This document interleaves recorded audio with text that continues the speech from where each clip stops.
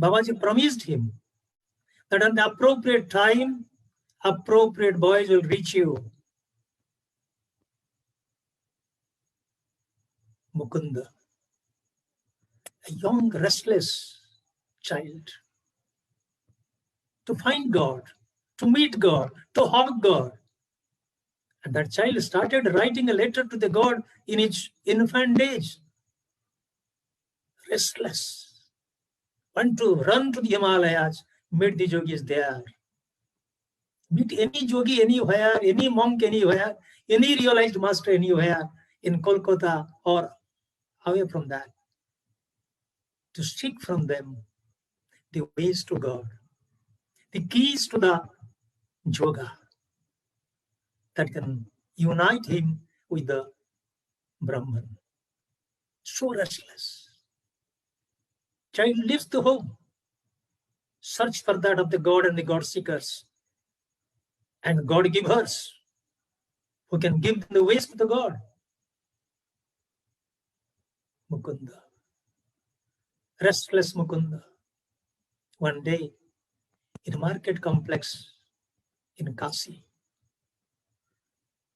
from one side looks at the other side and discovers a wonderful man stands there steadfast, brilliant person, brave person, man of authorities.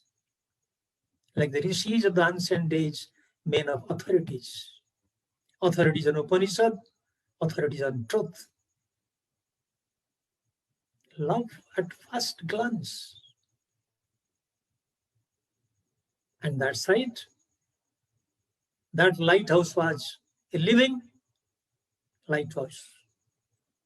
Swami Shriyukteshwarji, who has been also searching for the boy who could be trained to go to the West to fulfill the commanding demand of Sri Babaji, the dream of Shyamachar Lahiri, and his designs of the blueprint to convert West into a beautiful devotional and yogic region. The disciple would be, and the master would be, fell in love at the first glance. The beginning, from the very beginning moment, child Mukunda wants to remain in ashram, remain with the master, not to go back to his parental house. Obstinate. He was not listening to the initial instruction of Swamiji. Go back, my child, to the house of your father. Prosecute higher studies. However, I don't harass you. You can come back and meet me within a month's time. But he couldn't understand that. The child felt that it is very offending to him. He's eager to join and move in the highway to the heaven, but here is a master who detracts him, gives him another way to reverse his way from the highway to the heaven to the home. Seekers want to leave the home to join that highway to the heaven. He was a little bit perplexed. However, the master was smiling. Okay, my child, go. He came back. And that is the beginning of training, the living tool to be transformed and to transform a region far away from the land of India. Had not Yogananda gone on that day in 1920 to join the Boston Conference of the Liberal Congress on Religions, I'm sure, everybody is sure, Kirajo could have never gone that early to fulfill the prophecy of Vivekananda, the dream of Babaji and masters of the lineage. Making Mukunda, Yogananda, was a beautiful process of transformation. Initiating in 1910, and making him a monk in 1950, soliciting, what name should be given to you as a new monk? Yogananda. His love for yoga from the very childhood. His love for meditation and prayer. His love for the Himalayas, love for the ancient scriptures, love for that of the God. God without and God within.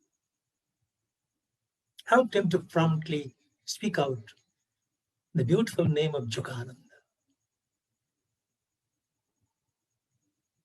The best gift of Swami Shriyukteshwarji to the world is nothing but Yogananda. Nothing but Yogananda. If you just find out the quintessence of the life and teachings, it is Yogananda, the lotus of Kriya Yoga. In every activity of Swami Yoganandaji, one will find the handwriting, the print of his love, print of his philosophy, print of his desire to transform the world. Swami Shriyukteshwarji. Every alphabet that Yogananda has written to make a book or a journal or a thesis or an autobiography, behind every alphabet, there is the touch of Swami Shriyukteshwarji. Such a beautiful gift one can never forget. Now, coming to the other aspects of Swami Shriyukteshwarji. If you look to the closing part of his life, the closing part of his life,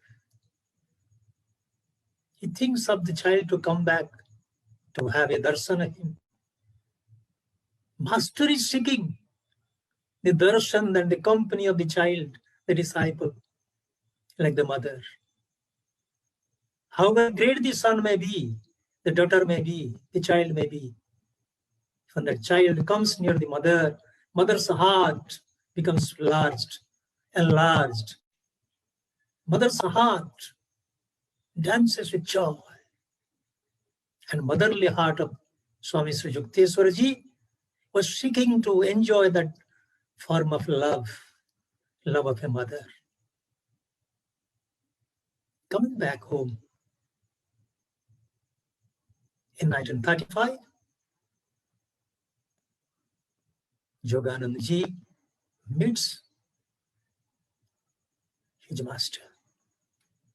He has very clearly written his autobiography as to how he demanded a pronouncement, a declaration from the mouth of the master that he loves him. Swami Shriyukteshwarji, you look at that part of the life of Swami Shriyukteshwarji. My boy, do you want that I should speak out something? The treasure of my heart, the hidden treasure of my heart, that I love you. Shall I write it down? Shall I speak it out? Is it enough to define that love that remains in my heart? As a householder, I had a love to have a boy, to have a child. And that love that is fulfilled. God has given me that love in the form of you as my loving disciple. I love you, Yogananda. I can't quote, but I just can feel the expression of himself. Yoganandaji. My master, I am so happy, I am beholden to you. I feel as if I have got the passport to heaven. When you declare that you love me so much. Sometimes even the master and the mother, they love you. A little bit of pronouncement is needed. It need not be called as a certification, but little bit of expression through mouth gives new life, new sense of assurance, a new direction to the child, to the disciple, to move ahead. And it happened. Life of Swami Shriyukteshwarji is a beautiful life beyond comprehension. Life beyond comprehension. to put the life of such legendary masters in a small talk with some series of words and sentences, or to write them through paragraphs, pages, it's not possible. As Sri Guruji has clearly said, these people are indescribable. The more you think about him, the more ideas they come to mind. And more part of their life are being discovered. The more we meditate on them, more ideas, more thoughts, more issues, more clarification they come out. As reading and rereading, further reading that of a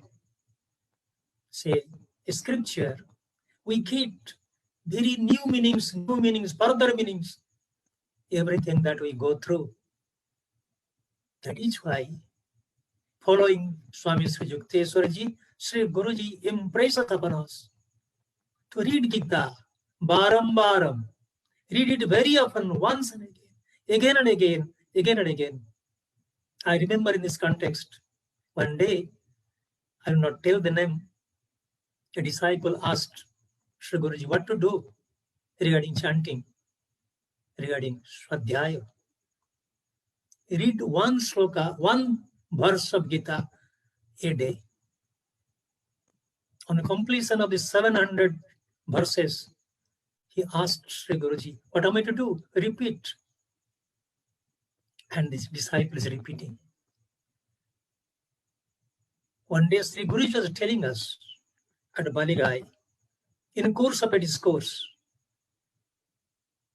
the more you read Gita, the more you read a scripture, the inner values, inner meanings will be discovered, rediscovered. They will be getting defined, redefined within you. And a day may come when you will love that Gita, love that Holy Bible and that Holy Quran, and you will become a part of it. One can become a Gita Purusha, a Gita personage, by reading it in the way Swami Shriyukteshwarji has taught us, as Gurudev has taught us, as Guruji is teaching us every day. Swami Shriyukteshwarji knew very well that a householder's life is very complex. And even the life of the monks, brahmacharinis, renunciates, may appear to be simple, but that is not as simple as it appears to be. It is also complex. Change of the dress, as Sri Guruji says, cannot bring about change in your attitude, change in your inner thoughts, inner emotions, inner inclinations, inner imaginations, inner attachments immediately. It is a quest. It's a tiresome, ceaseless effort to slowly and slowly light up the lamp within. Light of the lamp within. That is self-realization. For the monks, therefore, Swami Shriyukteshwarji had given some guidelines. To quote a few of them, to accept the ascetic's life as a service to God. Samarpitam, surrendered, sacrificing the householder's attachment, material attachment, sacrificing all secular complexities, sensibilities, inclinations to serve the God. It is opening of the door for service to God. As a very oft-quoted proverb says, service to men, fellow men, is service to God. I remember during that last tsunami, Fani, designated as Fani cyclone, Sri Guruji was away from that of India and ashram, advised very strongly to all ashramites Forget your personal comfort. Take care of the victims of the cyclone. We try to do as much as possible. Remembering one direction from the Guruji, one guideline, that is service to the victims of the cyclone will be service to Gurudev, service to Gurudev, and service to God, service to Lord Jagannath. Of course, I cannot say how much we could do, but we tried to commit ourselves to that guideline of Sri Guruji. Swami Shriyukteshwarji urged upon his disciples, his devotees, to consider service to God as the holiest activity of life. Secondly, he said, perform all activities centering round, revolving around the prime goal of life, that is self-realization.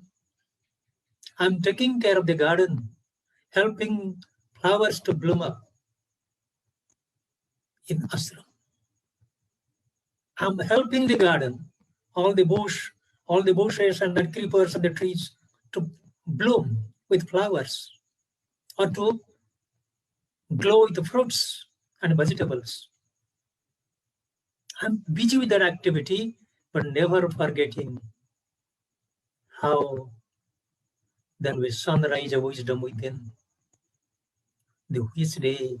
On which day I shall see the sun within. Service to garden of the ashram, service to fellow man. Yes, it's a good activity, but never forgetting God, Gurudev. To do service or seva only for purification of one's own self. Swami Shriyukteshwarji, this third dictum, is a very important one in our life to be understood and life to be practiced. In our life, it has to be practiced. Self-purification. Many lives in the past, series of karmas, series of activities, and loads of burden of the karma. Fruits coming up in the form of prarabdha. It's a continuing process. Karmas are to be cleaned. Purification is needed. As long as that purification is not done and made complete, if the process is not completed, purification process not completed, we are halted there. We cannot reach the final point, self-realization, purification of ourselves. Every monk, every brahmachari should think of this purification. I, yourself, and everybody everywhere. And to pay attention on tapaha, penance, practice of yoga, swadhyaya, to study the scripture and study the self within, Ishvara pranidhan, continuous and continual contemplation of God, devotion to Guru, devotion to God, must be taken up with equal emphasis, failing which achieving self-realization will remain a mirage. I have to, you have to fight, struggle, battle against all odds in life through tapaha, through appropriate amount of practice, meditation and prayer, and swadhyaya, study of the scripture, which will lead to, coupled with the practice of yoga, study of the self, and Ishvara pranidhan. Every moment, in every breath, thinking of God and Gurus. The more we think of the Gurudev, the more will be the revelation of the God. His guidelines for the common householders were also equally very fascinating, very interesting. practice Kriya and read Gita. In our Giri tradition, in our Kriya Yoga tradition, Gita is given a place of primacy for chanting, for understanding. Sri Guruji one day said to us, ordinary chanting is useless. Yes, chanting, understanding it through understanding the vocabularies, which are found in the verse itself, verifying its meaning from the dictionary. Yes, that is needed, but that's not enough. Apart from the vocabulary meanings, the interpretation of the master, the Guru, should be taken into consideration, failing which our study of Gita will be half-hearted, not give us reward, not help us to move in the path of evolution. Understanding Gita can help us to move in the path of evolution, because Gita is a book of yoga. 18 chapters of Gita devoted to 18 aspects of the yoga, union with God. And God himself is narrating, explaining each chapter, each aspect of the yoga, wonder of wonders. Swami Shriyukteshwarji gives, I can say, highlights the benefits of Gita. He has done lots of service in disseminating the knowledge of Gita to create a sense of popularity in the mind of the people, disciples. Gita Sabhas, meetings on Gita, discourses on Gita. Sri Guruji, following the path of Swami Shriyukteshwarji and our beloved Gurudev, regularly conducts Gita Jnana Yajnas. It is a beautiful celebration on meditation, prayer, and yoga. He explains Gita verse by verse. In each verse, he finds out what is the meaning hidden there and its contemporary aspects of utility. What is the contemporary aspect of the utility? How modern mind and the modern life can get the benefit from Gita and its verses. Each verse is a scripture by itself. It takes 3 days sometimes to explain one verse. One day he said, I can take more, but since the time, unless I delimit the time, the commoners may not derive pleasure out of it. He gives so much of examples, illustrations, to make us understand Gita in a proper way. Sri Guruji, following the path of Swami Shriyukteshwarji, has explained Gita, 700 verses, in a very wonderful way. I look forward to that day when Pragyan Mission will publish that text. I feel that the greatest treasure, the greatest gift of our beloved Sri Guruji to Kriyavans and that of the world as well. Behind this effort to explain Gita, there was the leading lights of his masters, Swami Shriyukteshwarji, Yoganandaji, and Hariharanji.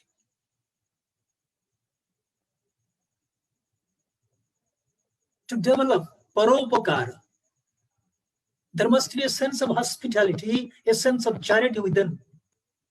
No householder's life can, shine, cannot become beautiful, cannot become benevolent, unless there is some touch of charity and some touch of hospitality. Sometimes we find inside ashram also and in the householder's life, there is a big element of hostility.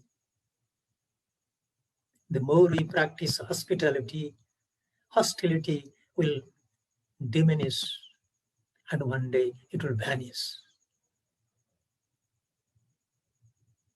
This is the biggest advice of Swami Shriyukteshwarji as an eternal piece of teaching, timeless teaching to the mankind. Another beautiful instruction to the householders to find some days of commemoration.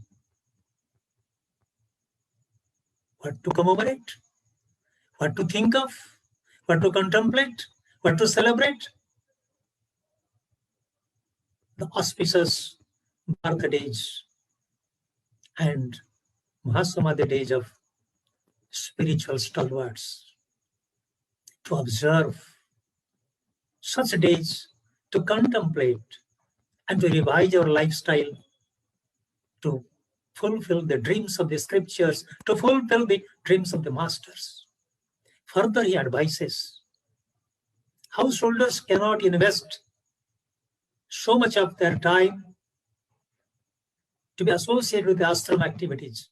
But however, let them slice off 3 days of time from 365 days of Anvananam and be in the company, in the divine company of the master, in the divine complex of the ashram, to recharge the spiritual energy within and to rediscover the self within.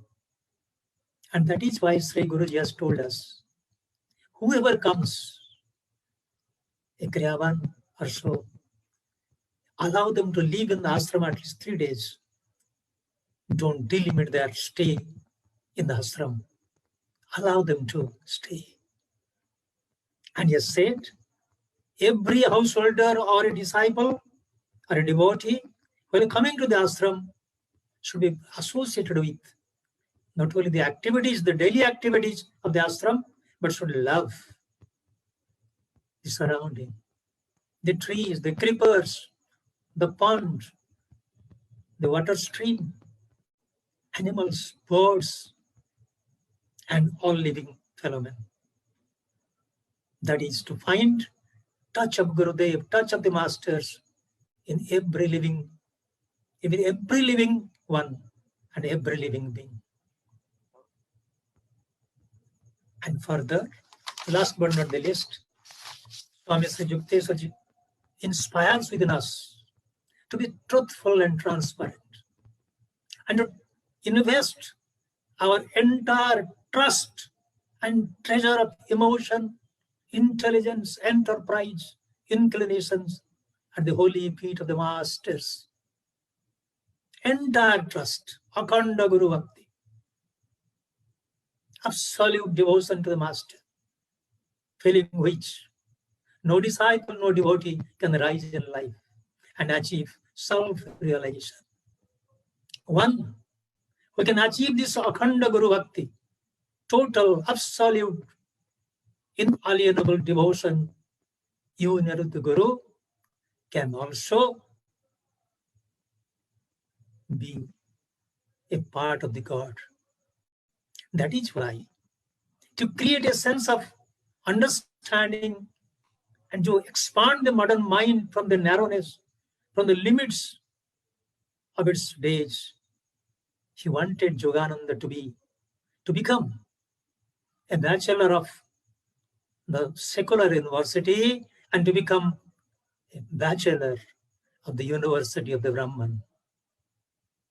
Mukunda to become a BA, Bachelor of Arts, was needed, and simultaneously Mukunda to become Yogananda and become a bachelor of the Brahman's University was needed. That is the brilliant, lively and loving part of the teachings of Swami Shriyukteswarji. On this auspicious day, I bow to the Master of Masters. I bow to Sri Guruji, beloved Sri Gurudev, Swami Satyanandaji, Swami Yoganandaji, and all elder masters of the lineage. Jai Guru, Jai Jagannath.